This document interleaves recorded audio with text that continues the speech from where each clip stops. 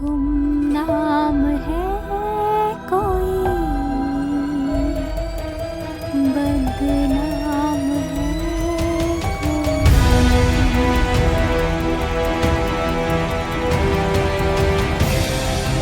Good morning সকলকে, আমি ভাস্কর আবার চলে এসেছি নতুন এক ভিডিও নিয়ে।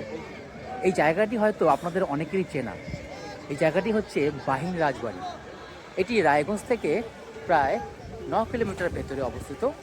আর এই জায়গাটি অবস্থিত নাগর নদীর পাশে। এই যে নাগর নদী, নৌকা বিহার চলছে। এই জায়গাটি রক্ষণাবেক্ষণের অভাবে প্রায় ধ্বংসের দিকে চলে গিয়েছে। আর এই রাজবাড়িটি প্রায় 400 বছর আগে প্রতিষ্ঠিত। এটি রায়গঞ্জের বাহিন গ্রামে অবস্থিত।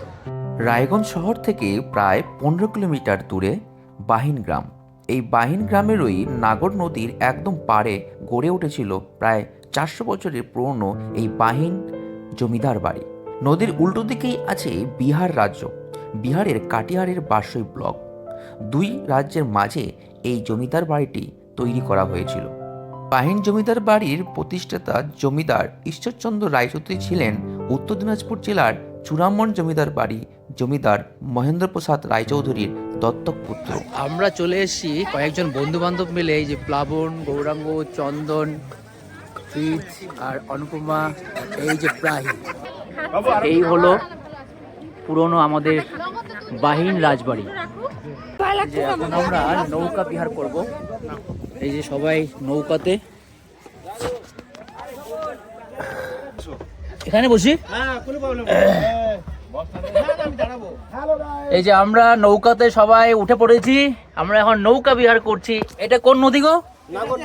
নাগর নদী। আমরা নাগর নদীতে এখন ঘুরছি।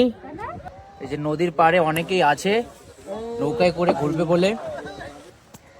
আর ছুটির দিনগুলোতে কিন্তু সবাই পিকনিক করতে আসে এই নদীর পাড়ে আর পুরনো এই বাহিন রাজবাড়িতে।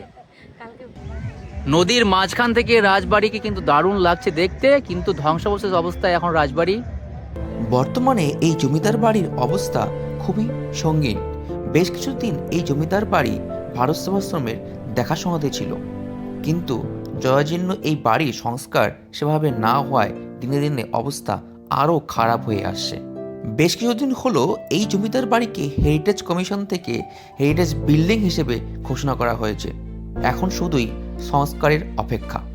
সংস্কার হলে যেমন ঐতিহাসিক গুরুত্ব সম্পন্ন এই বাড়ি ধ্বংসের হাত থেকে রক্ষা পাবে, তেমনি পর্যটনের খুবই বিকাশ ঘটবে।